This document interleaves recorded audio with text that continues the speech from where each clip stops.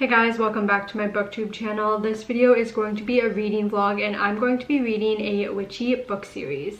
It's called the Graves Glen series by Erin and it includes the three following books: the Ex Hex, the Kiss Curse, and the Wedding Witch. I already have book number 1 downloaded on my Kindle, so I am all set to go. But before I get too far, I did want to say that this video will contain spoilers, and also very quickly, I did want to talk about how I've basically been gone for a few months and just MIA, fell off the face of YouTube, and that is honestly because I've been quite overwhelmed with balancing work, life, and YouTube. I haven't even felt like I've had too much time to even be reading. I think for the last 2 months, I've only been reading 1 book per month. My goal is to do 1 video every 2 weeks at least and work my way back to doing weekly videos.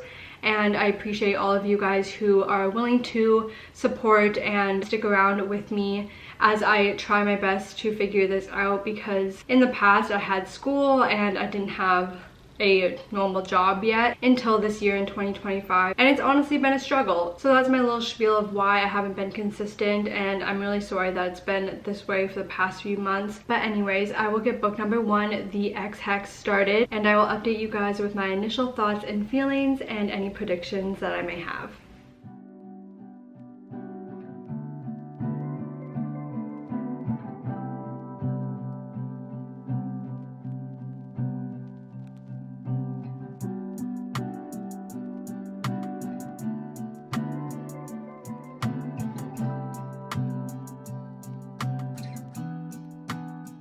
I think I'm going to change out my stickers. I've had these for a few months in this Kindle, so I have some stickers that I am thinking of putting in.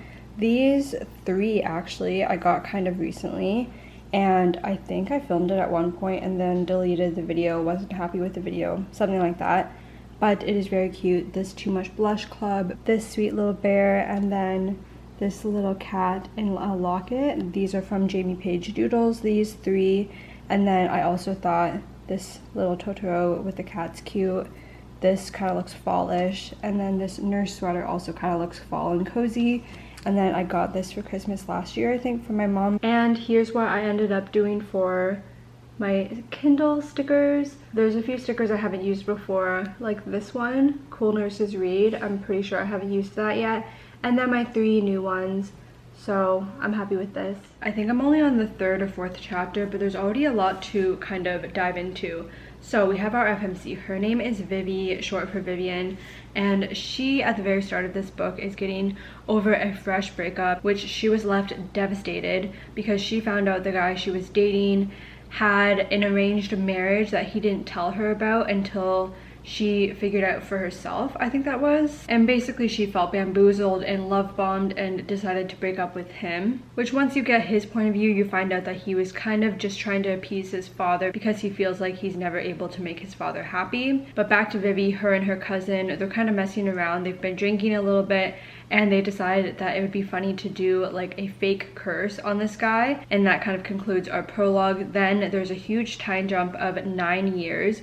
We get both of their point of views. So then our MMC, his name is Reese. He owns a travel company which is quite successful. He goes and visits his father, which he hasn't done in quite a few months, and his father is telling him to go back to the town that Vivi is from. It is called Graves Glen, that's the name of the series, and he's quite reluctant to do so because he knows what happened between him and Vivi, and even though it was a long time ago, he kind of still feels bad about that whole situation. But he must go to fulfill some familial duty, and there's a celebration or something, and again he wants to please his father, so I guess he agreed to do this.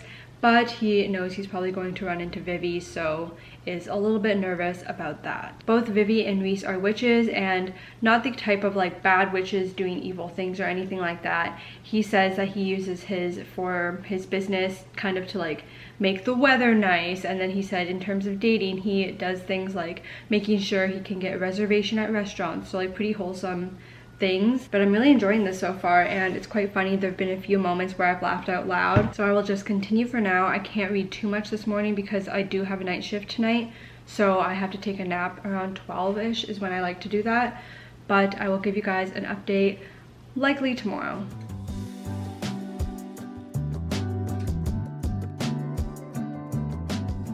I'm currently on chapter 12. I'm now 40% of the way through this book. So what we have going on is Vivi's aunt, she owns a witchcraft store, so she's pretty well versed with witchcraft and doing spells and everything. And her cousin, Vivi's cousin, her name's Gwyn, which I'm sure one of the other books will be about her. She's a lot more confident with magic compared to Vivi, because growing up, Vivi's mom was pretty I guess strict and didn't really want Vivi to be using her powers. Even when Vivi, the first time that she used her powers by accident, actually, her mom kind of scorned her for it and was just telling her basically not to use it. So because of that, she's not super comfortable with using her magic, and it feels just a little bit off to her when she does use it. And for whatever reason, it hasn't been yet explained, but her parents are kind of out of the picture, and it seems like the only family she's really close with at this point is her aunt and her cousin. So her aunt more or less taught her about magic and how to safely use magic. Reese is in fact cursed, and it's funny, the way that he comes to this town, his travel day was just awful. His plane was delayed, he got a flat tire, he had to go to the side of the road, he's like in the ditch and he's in the forest, and then Vivian, she like runs into him on the side of the road and she almost hits him, and after that unexpected run-in with him, she basically leaves him out to die. And it's pretty comical, honestly. I was enjoying it. But now, since it's been established that he is in fact cursed from 9 years ago when Vivi and her cousin did that spell as a joke, he is unable to fulfill the duty that he was meant to do when he was there. So that is an issue, because that included strengthening these powerful magical lines, which basically means now the magic in this town is corrupted. But of course, now we have Vivi and Reese having to work together to save the day and save the magic in the town of Graves Glen. It is just so far super cute book. I would definitely say it's more so of a tell instead of a show type of writing, but honestly, like, just having a fun, fluffy, easy to read book sometimes is not a bad thing, and I am enjoying this so far. But I feel like if you're wanting like a complex romance, this is not going to be the book for you. But I will continue, and I'll probably do another update tomorrow once I'm about 75 or maybe like 60% of the way through, or if nothing really happens, I guess I'll just do an update once I'm done the book, which may be the case as well.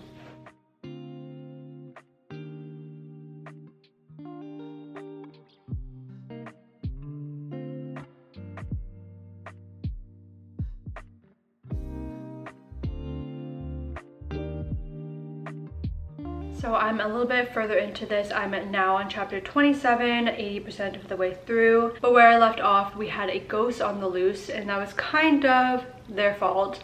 And they were trying to do some research. They went to the library trying to figure out if there's any resources that could help them. And of course, this is where they have their first kiss. And initially, both of them are quite shocked that it even happened. And once they kind of talk about it, Vivian initially was like, oh, it's just a kiss, it's nothing. Obviously, Vivi was just in denial. But we also have the trope where one person in the relationship is planning to be moving away imminently. So Reese, he's there only to do this duty for his family. And then he plans to go back to, was he from Ireland or something like that? Basically, he doesn't plan to stay in Glen's grave for very long, but he will once they end up established as a couple. But that causes a little bit of conflict, and then also just the fact that she had her heart broken by him almost a decade ago, and she's kind of weary about trusting him, but of course she feels so comfortable around him. And like I said, they've been hooking up the last few chapters, so she is just unsure where this will lead. This honestly has the best cozy Halloween fall vibes. I love the description of the town, and they have like this Founders Day. They go in this haunted house, which was very fun to read about, and it was spooky, but we also get the fall vibes with the changing colors. And there's also the house that Reese is staying in is very gothic, so then we also get those descriptions. Also, I think it's so wholesome the way that they use magic in this town. For example, they're at a coffee shop and they explain that magic is usually used to make sure that the coffee orders are all correct, to make sure that none of the glasses get broken, things like that. They end up catching this ghost that was on the loose, and it turns out that the ghost ends up in the wrong hands of someone who is actually a con artist, but we kind of had a break from that because we're getting more of their relationship, and I think I'm going to be able to finish this book. Only have 20% left, so I will do a final thoughts and a summary after I'm all done. I finished the Ex Hex a little while ago, but here are my final thoughts. So I'm going to be giving this 3.5 stars. What ended up happening was that I guess they needed to reconcile with the ancestor of Vivi in order to reverse this curse, and specifically it was Reese that had to do this. Although when he gets this news, he doesn't really take it super seriously and he's pretty chill about it. Meanwhile, Vivi was there just very stressed about the whole situation. But of course they were able to overcome this, and that gets to my first point of, I feel like all of the obstacles that they had to face were very easily overcome, which I feel like there needs to be some more challenging aspects, and I definitely had to suspend my disbelief because Vivi was not super comfortable with magic, and I would say she doesn't have the most experience, even though at the end of this she apparently was able to do this very difficult spell that apparently kills other witches, or has killed other witches in the past, but miraculously she was able to do it, even though she's kind of an amateur witch, I would consider. So it seemed a little bit too easy for everyone, but I don't know, maybe that could have been the point because it is more of a cozy story. But in terms of the romance, I feel like their relationship was a little bit shallow and they didn't really talk about themselves to each other that much. And I feel like because there's a huge age gap, or not age gap, but time jump when the last time that they saw each other was, which was 9 years ago, they're kind of basing their knowledge of each other from basically a decade ago. But I feel like 9 years definitely changes people, and you have new perspectives and just experiences in general. So you can't really just be like, oh, because I knew this person 9 years ago, this is how they like, or I know how they're like. But in the end, he ended up going back to Wales, and then after I think about a year it was, I've honestly finished this book a little while ago, but I think it was after a year he moved back to the small town to be with her, and that is the end of the book. So those are my final thoughts of this first book, the Ex Hex. And I did start the next book, the Kiss Curse. I only got about maybe like 10 pages in. I don't even know if I'm done chapter 1, but I'm going to be updating you guys very soon with my thoughts on that one. And I'm hoping that this one is a little bit better. Not like I didn't like the last one, but I feel like we can have a good story here because this one is about her cousin, and I also think it is about the guy Reese's brother, which seems like it will be very fun to read about. I have my pumpkin candle going and the fall cozy vibes, a big comfy sweater, so I'm really looking forward to starting or continuing with this book.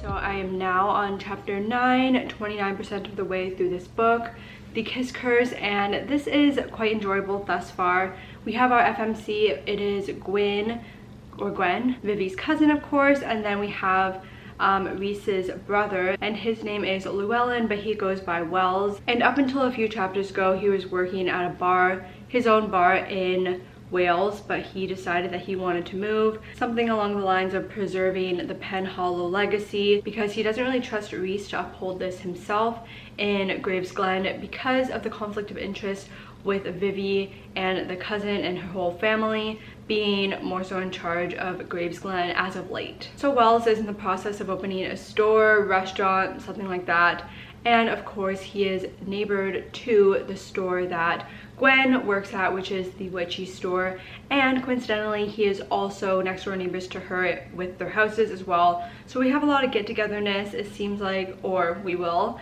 and just that close proximity, forced proximity. And we also have the kind of enemies to lovers situation, especially because Gwen is upset with the fact that he did not attend Vivi and Reese's wedding, and the reasoning that he did not attend is a little bit I don't know, I guess he was just kind of obeying what his father wanted him to do. I mean, I feel like he definitely could have gone regardless. So of course Gwen is not very happy with him from the very beginning, even before he comes to Gravesglen. And as a little side gig, we have Vivi and Gwen. They are trying to help these novice, I was gonna say nurses, these novice witches try to hone their powers safely and effectively. So she is kind of doing that, which is taking up some time as well. And it turns out that Vivi and Reese, they're about to go to Wales for a bit. I can't remember exactly what their plan was to do there. They're not moving, but they are going to be there for, I'm pretty sure, a good amount of time, because I remember Gwen was saying this is going to be the first time that her and Vivi have been away from each other for this length of time. So she feels like she's going to be a little bit lonely while they are away. There have definitely been some funny moments thus far, and I'm excited to see the relationship grow. I'm hoping that we can get some more romantic scenes that I can really spoon over, and I don't know, maybe they'll even be helping each other out with their stores slash restaurant slash whatever it is that he's opening. And overall, I just have a good impression of this book thus far, and I'm looking forward to continuing it. But I will give you guys another update once I'm probably about 60% of the way through. So I was reading a little bit this morning, and I realized that I was saying Gwyn's name wrong, which is interesting because when I was initially reading this, I thought it was Gwyn, but then when I did my last clip, I was like, I think it actually is pronounced Gwen. Then after I filmed that clip, I was thinking it sounded a little odd considering the spelling, so I googled it, and it is in fact Gwyn. Anyways, now I'm on chapter 20. I am at 58% of the way through The Kiss Curse, and honestly, it is just such a fun concept. We have Gwyn and Wells. They have these two stores. They're in competition with each other.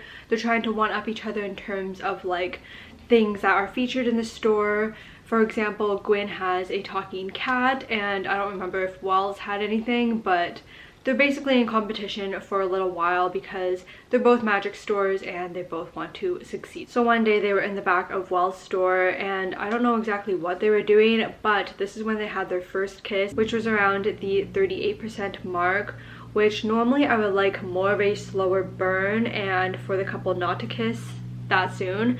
However, I guess it's the title of the book, so now they are cursed because they had a love potion fall on them, which caused them to kiss. And of course, they are both in denial, and they agree that it was just the potion that made them attracted to each other and wanting to kiss. A little later, we have Vivi and Reese leave to go to Wales, so that means we are left with Wells and Gwyn alone in Gravesglen. They were invited to this very prestigious witch party where they both get a feeling that something fishy is going on, and apparently the host of the party, she was actually asked to leave this town of Gravesglen way back, and they're trying to now work together to figure out why that was the case, because now they get some weird vibes from her, and specifically from her house where this party was. So we do have a little bit of mystery with that side plot there. And the host of this party, her name is Morgan, and I don't know who the third book is about, but I am interested to learn some more about her, and she was mentioned quite a bit these last few chapters, so I have an inkling that it might be about her. But then it's also called The Wedding Witch, so maybe it is Wells and Gwyn's wedding, and then Morgan's like a guest or something. But I think with this writing, I noticed that the voice isn't the strongest, and as much as I like this book, I think it's quirky, it's cute, there have been a few moments where I'm finding that it's hard to distinguish whose voice it is. For example, the one part, it was talking about Wells, and it made kind of a joke that I definitely thought would have been more so something that Gwyn would have thought instead of him. Something about him thinking about writing her name in his journal multiple times, which in my head, I feel like he wouldn't really do that, but who knows, maybe that was just a one-off time where I felt like it was not very congruent, I guess. For the ending, I'm thinking that there might just be a miscommunication with Morgan, but I will give you guys my final thoughts once I'm done, and I'll probably update tomorrow. But we are a few days later now, and we have finished book 2 out of 3. And The Kiss Curse, I'm going to give it the same rating I gave the Ex Hex, which was 3.5 stars. And what ended up happening with Gwyn is that her powers were slowly waning. Basically, they thought it was going to be Morgan's fault because they had a weird sense with her. And we had some back and forth because initially they confronted Morgan and it turned out she was good, but then she quickly switched to being a bad guy. And it turned out that it was actually Wells' father that gave him a special ring that was able to take away powers from people. So it was Wells the whole time that was taking away Gwyn's powers.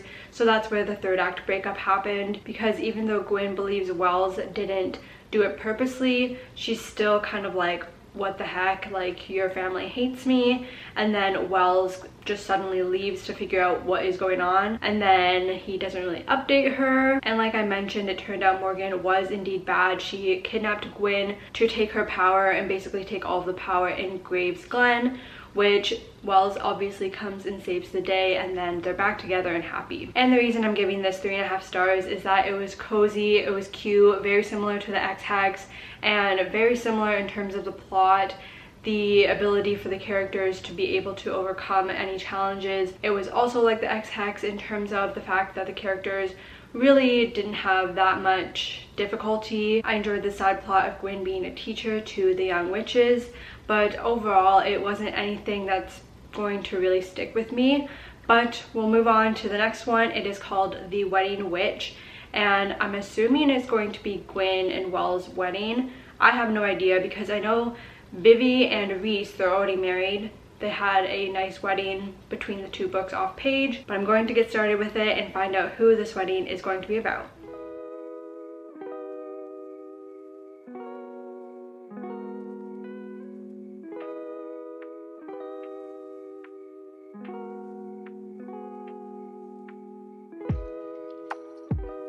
I am now on chapter 4, page, actually I don't know the page, but I'm 29% of the way through this, and I was completely wrong, and this is not about Wells and,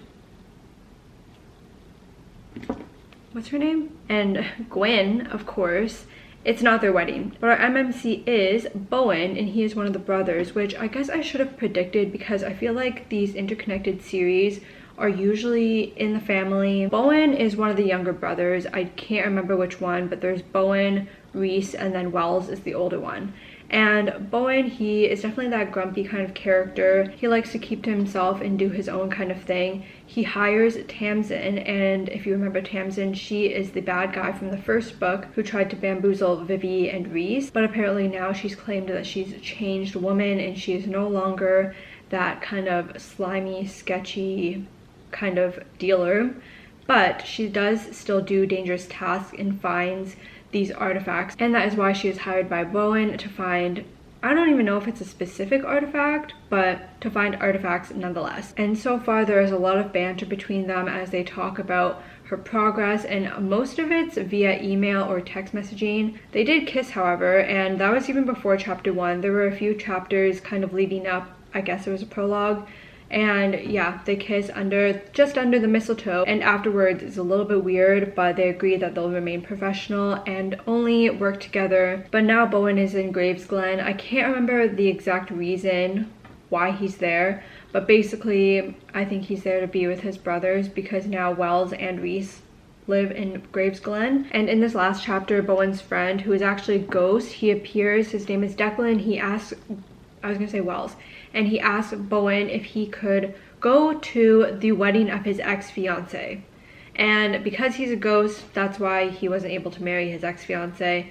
But for whatever reason, he wants Bowen to attend to kind of make him feel better, and he kind of jokes around about cursing them during the vows. I don't know whether or not he was serious. This is kind of an odd request, and Bowen is not super into doing this, but he hasn't made a decision yet whether or not he will, which of course he's going to go. And I believe that he's going to bring Tamsin as his +1, and then they're going to have some type of fake dating situation probably. But so far so good with this one, and I feel like thus far I do like the setup of the plot and how the relationship is building. So hopefully I continue to enjoy this, and it's super bingeable. I read this in maybe, I don't even know how long I've been reading for, but I'm already almost a third of the way through.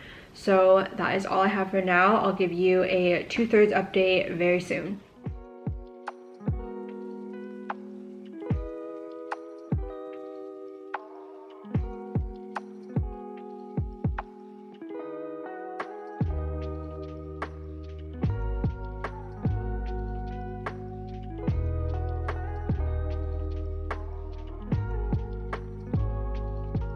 I forgot to mention that Tamsin is doing this little side gig, which technically is against the agreement between her and Bowen. This offer came up and it was just so much money that she's like, honestly, screw it, I don't even care, I will take the risk. So she is trying to steal this artifact from a very prominent family, and coincidentally this family is the same family that Bowen is going to the wedding of.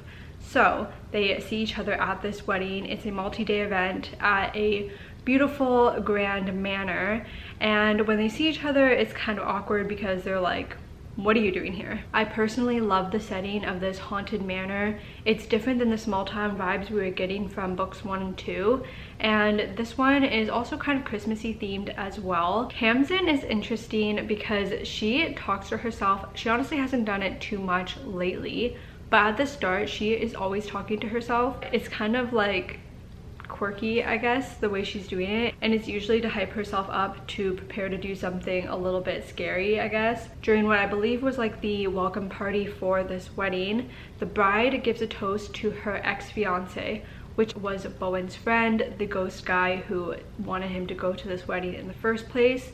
And then after she did this, everyone was kind of like, well, that was weird. And then she runs away, and it turns out that she actually cast a spell, and then Bowen and Tamsin as a result end up time traveling 70 years in the past, and they are now at Bowen's grandpa and grandma's what's supposed to be wedding, but they hear some news saying that the wedding may be called off, which is an issue because if Bowen's grandparents aren't together, then Bowen wouldn't even exist. So now they're kind of trying to have to figure that out and keep the two of them together. Sorry, I was trying to kind of fix the lighting there. I don't know if I did it or not.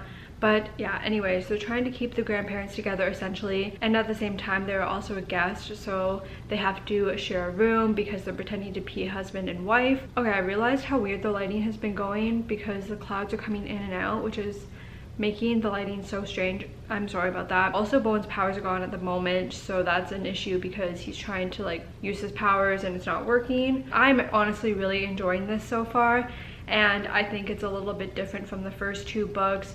I love the time traveling element and the setting with the haunted manor, but I think that's all I have until my final update, so I'll talk to you guys after I'm all done with this. Okay guys, so I finished The Wedding Witch, and this one was my favorite out of all 3 books, and I'm giving it 4 stars. So with Bowen's friend, the ghost, he kind of feels guilty because of what happened all those years ago. He was kind of sort of involved in the accidental death of Declan, but based on the last interaction they had, I feel like they still keep in touch a little bit at least. And this whole time we still have no idea where the runaway bride went. Her name was Karis, or is Karis, and yeah, she's nowhere to be found. The grandparents end up getting back together with the help of one of their children? I can't remember exactly. No, because they weren't married yet. I don't know who it was, but this one 15-year-old girl kind of facilitated the grandparents getting back together. They do end up getting married, so then Bowen and Tamsin are like, okay, our work here is done. Now we can go back to the present time. And the grandma, of course, is a witch, so she is able to help them with this time travel back to the future. There's some cheesy love confessions between Bowen and Tamsin. And then when they get back to the present time, which is in 2024, we have a little bit of a surprise because at the same time that Bowen and Tamsin were brought back, Declan, the friend and ghost, and the person that Karis originally wanted to be with, is also brought back from the dead, I guess. So everyone's happy. The bride now doesn't have to marry the guy that she doesn't really want to marry. Bowen, of course, is happy because his best friend is alive again, and Bowen and Tamsin are able to be together and live happily ever after.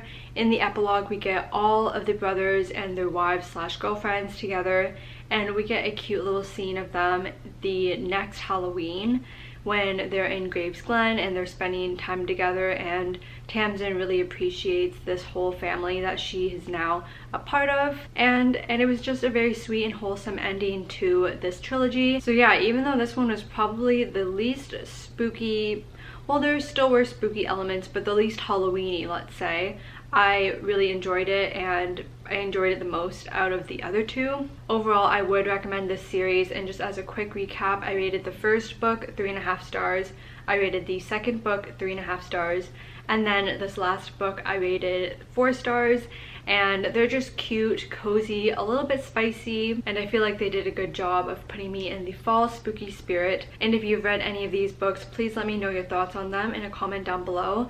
Thank you guys so much for watching this video. Don't forget to like and subscribe to my channel for more book content, and I will see you guys in a new video soon. Bye!